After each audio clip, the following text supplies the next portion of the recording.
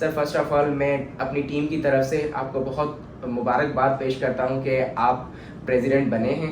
और हमें उम्मीद है, क्योंकि आपके इंटरव्यू से, आपकी विन से पहले हमने आपका एक इंटरव्यू किया था जिस पे आपने कुछ प्रोमिस किए थे और आपका एक मैनिफेस्टो था कि हमने इस तरह से काम करना है। नाउ अब आप क्योंकि प्रेसिडेंट मुंतखब हो चुके हैं, तो अब आपकी क्या स्ट्रेटजीज़ हैं, उनको कैसे आप रियलाइज़ करेंगे? Over to you sir. Thank you very much for coming today. Thank you. और I'm very thankful to all my supporters and voters for bestowing this confidence on me. जैसे कि पहले हमारी जो नशिस्त हुई थी उसमें जो मैंने चीज़ें आपको बताई थी, हम उसी पर काम करेंगे। बेसिक जो मेरा एजेंडा है, दैट्स 1 पॉइंट एजेंडा, जिसमें मेरा फोकस है वो है welfare of the members of Sindh High Court Bar Association in particular और इन जनरल, जो भी इस पेशे से मुंसलिक है, हमारे वकला बहन भाई, हमारे सीनियर्स, हमारे दोस्त, उन सब के लिए वेलफेयर के जो मैं काम कर सकूँ, जो प्रोजेक्ट्स पर मैं काम कर सकूँ, उन पर मेरा फोकस है और मैं उन पर काम कर रहा हूँ। इंशाल्लाह थोड़े दिनों में उसके रिजल्ट्स भी आपके सामने आना शुरू हो जाएंगे। सर ये बात तो मानने वाली है कि आप हमेशा एक्सेसिबल रहते हैं, आप वकला हजरात में हमेशा पाए जाते हैं। तो अब आप काइंडली अगर हमें बताएं हमारे चैनल के ज़रिए कि क्या आपकी स्ट्रेटजीज़ हैं, क्योंकि बहुत सारे इश्यूज़ तो ऑलरेडी चल रहे हैं Sindh High Court Bar Association में, या अगर आप समझते हैं कि टैकल करने की कोशिश की गई पास्ट में भी, जो पहले ऑफिस बेयर रहे लेकिन किन्हीं वजह से ना कर पाए, तो आपकी क्या स्ट्रेटजी है उन प्रॉब्लम्स अगर कोई हैं तो उनको रिमूव करने में, और कैसे आप इस इंस्टीट्यूशन को, इस ऑर्गेनाइजेशन को, Sindh High Court Bar Association को बेहतर से बेहतर बना सकते हैं? देखिए, मेरी स्ट्रैटेजी बहुत बेसिक है। लेटर्स लिखने से, कम्युनिकेशन से इतना इफेक्ट नहीं आता जितना पर्सनल विजिट्स, पर्सनल मीटिंग्स से आता है। तो मैं जो हमारे ऑफिसर्स हैं कंसर्न, या हमारे जो मिनिस्टर्स हैं जिनसे हमें काम लेने हैं, जो उनसे मैं जाकर पर्सनली मुलाकातें कर रहा हूँ पिछले कई हफ्तों से।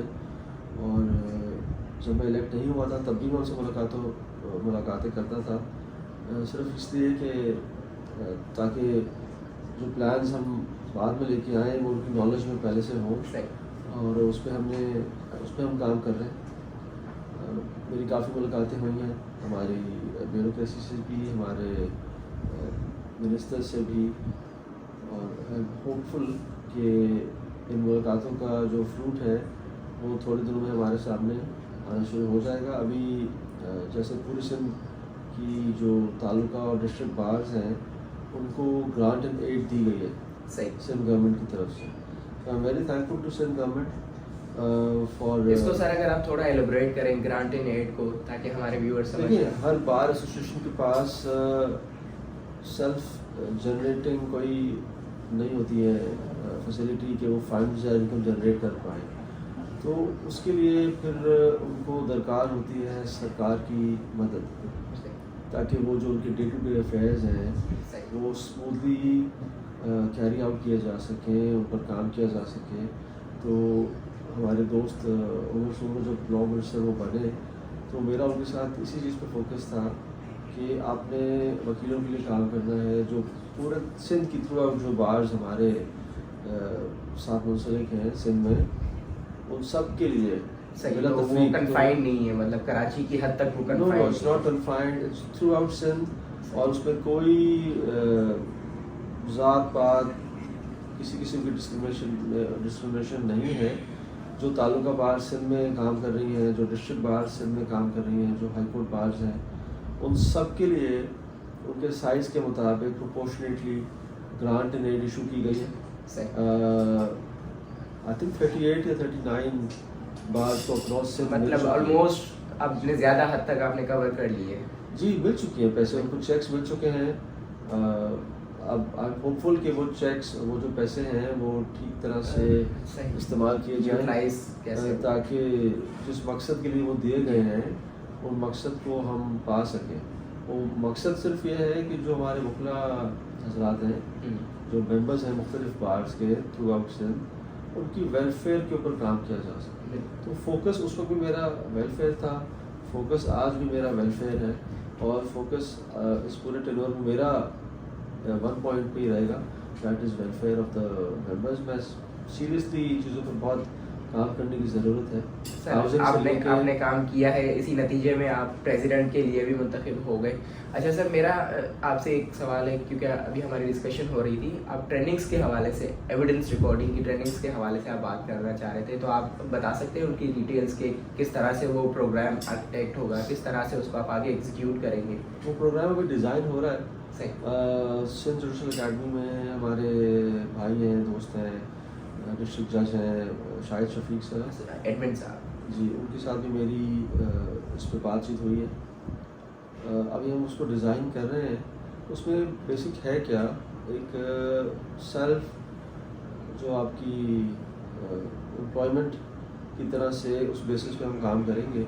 सही। उसमें यंग और ओल्ड कोई भी अगर उस ट्रेनिंग को हासिल करना चाहे, एविडेंस रिकॉर्डिंग जैसे टेक्निकल चीज़ है, उसमें हम वकला को ट्रेन करेंगे।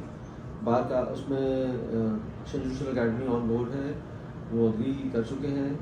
आई थिंक 2 या 3 महीने का वो एक्सटेंसिव ट्रेनिंग का प्रोग्राम होगा। उसके बाद वो जो वकला है उस नॉलेज के साथ जो सिंध हाई कोर्ट में एविडेंस रिकॉर्ड करने में जो डिलेज हैं, क्योंकि 6-7 साल नंबर्स नहीं आते एविडेंस में, ऐसे ही। तो जब तादाद बढ़ेगी कमिश्नर्स की तो एविडेंस रिकॉर्ड होना शुरू हो Efficiency जाएगी और आएगी केसेस उसमें। जो है वो डिस्पोजल की तरफ जाना शुरू हो जाएंगे बहुत तेज़ी से। बिल्कुल एक फ़ायदा उसका ये होगा कि हमें डिस्पोजल मिलेगा केसेस का। बिल्कुल। दूसरा फ़ायदा हमें ये होगा कि वकला को रोज़गार मैसर आएगी, जिसको हम कहेंगे सेल्फ एम्प्लॉयमेंट। सही। जब वो काम करेंगे, उनको कमिश्नर एज ए कमिश्नर उनको फ़ीस मिलेगी। तो ये भी एक स्टेप है, जब तक वो करना चाहें उसके बाद वो इस्टाब्लिश अगर वकालत में होना चाहें हो। बट दिस इज़ इनिशियल कि इससे एक जो जिन लोगों के पास अभी इस वक्त मौके नहीं हैं वो इस ट्रेनिंग को लें और इसमें इससे फ़ायदा To उठाएं। some extent they'll become self-sufficient at least. Of course जब वो काम करेंगे, देखें कोई भी चीज़ सीखने से नुकसान नहीं है। बिल्कुल ऐसे ही। आप लॉ से रिलेटेड कोई भी चीज़ सीखेंगे आपको कल वो काम ही आएगी बिल्कुल। आपके प्रोफेशन में। तो ये एक स्टेप हम ले रहे हैं। इसमें देखते हैं कि कितने, मैं तो चाहूँगा ज़्यादा से ज़्यादा यंग लोग इसमें आएँ ताकि वो काम भी सीखें, कानून का भी पता चले, एविडेंस एक्ट का भी उनको नॉलेज हो, कोर्ट प्रोसीडिंग्स कैसे चलती हैं, एविडेंस कैसे रिकॉर्ड होता है, क्रॉस एग्जामिनेशन कैसे होता है, एविडेंस एग्जामिनेशन चीफ कैसे होता है, ये सब चीज़ों का नॉलेज जब वो बैठेंगे प्रैक्टिकली उसको डील करेंगे और बहुत सारे सीनियर वकला उनके सामने आके क्वेश्चंस करेंगे विटनेसेस से, तो उनको बहुत हेल्प होगी इस चीज़ I think this will be very helpful for young lawyers and for everyone across the board. अच्छा सर, मेरा इसमें क्लैरिफिकेशन में चाहता हूँ कि क्या ये जो ट्रेनिंग्स होगी सिर्फ और सिर्फ Sindh High Court Bar Association के जो मेंबर्स हैं सिर्फ उनकी हद तक होगी, या हर वकील जो सिंध बार काउंसिल के साथ इनरोल्ड है वो सारा ये फ़ायदा ले सकते हैं?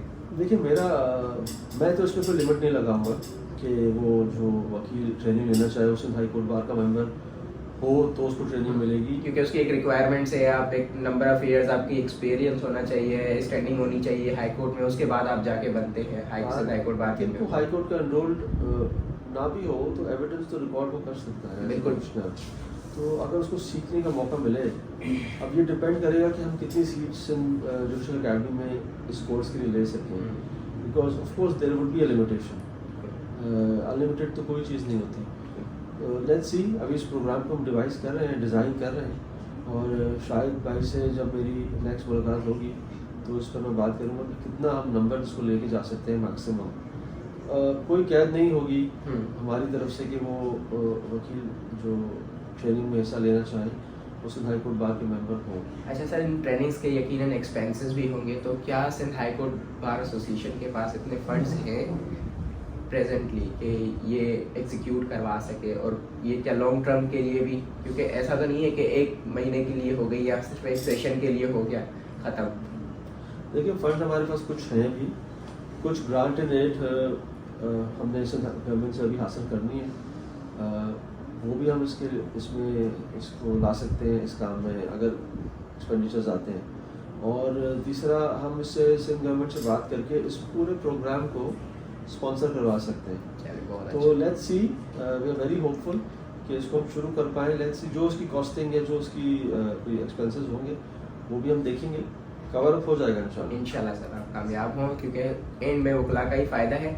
अच्छा सर, एक उमर साहब के टाइम में जब ऑनरी सेक्रेटरी थे, वो तो एक मेडिकल हेल्थ इंश्योरेंस कार्ड बना, लेकिन अगर हम सोशल मीडिया, क्योंकि आप यूज़ कर रहे हैं, हम भी यूज़ कर रहे हैं, ज़्यादातर ये जो प्रोग्राम इंट्रोड्यूस कराया गया है इसमें बहुत सारे फ्लॉज हैं, तो उसमें चेंजेस की बहुत ज़्यादा ज़रूरत है। तो क्या आप इस एरिया पे काम करने का सोच रहे हैं, या आपने ऑलरेडी कुछ सोचा हुआ है? तो काइंडली शेयर कीजिए।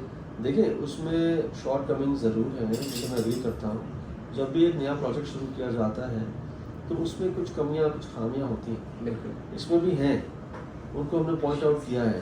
तो लेट्स सी, उन खामियों को दूर किया जा सकता है। उस पर सिंध बार काउंसिल से भी मेरी बात हुई है, नईम कुरैशी साहब से, कि इस पर वो अपना रोल अदा करें, बिकॉज सिंध बार काउंसिल इस अग्रीमेंट का हिस्सा है।